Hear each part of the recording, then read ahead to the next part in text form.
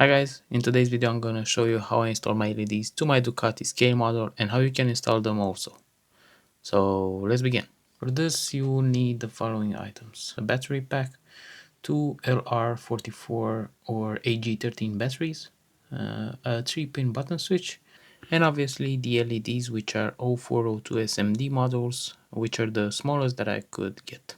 In my case, I choose to install two as the headlight unit is big enough and the light made is sufficient, but you can install as many as you want. Next, we need to figure out how to connect everything, and for that I just had to dust off my paint skills, as you can see. Moving from left to right, connections are pretty simple. We will take the positive wire from the LEDs and solder it to the first pin of the switch button. Then the negative wires from the same LED will lead to the negative terminal of the battery pack. And to close the circuit out, a wire needs to be soldered from the positive terminal of the battery to the second pin of the switch button. All the connections were done using the soldering iron, but if you are a surgeon, you can mechanically attach them also. The fun part is next, trying to fit everything in the available space.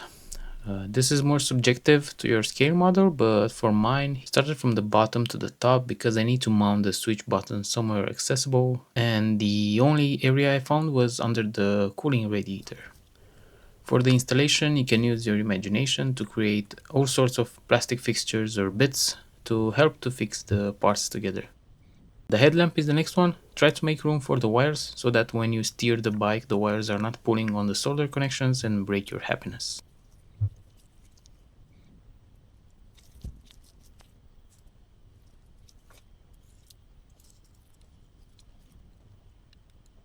For the battery pack, I had to give up on one of the velocity stacks that the model had, but I think it was worth it in the end. After soldering everything, the batteries are in and the pack is ready to be fixed.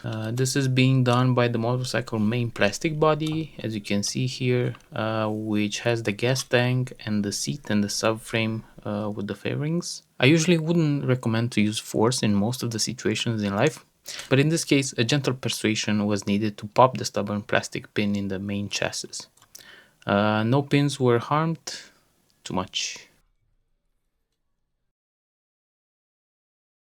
As mentioned before, I needed to make some clearance for the button to be easily accessible, and for that I used my cutting plier to take some of the plastic out from the two main fairings. I really hope we can make a better job than me here, but as this was my first scale model, I have other small dents and some color matching issues that make this cutout look really good. Thanks and see you on the next one.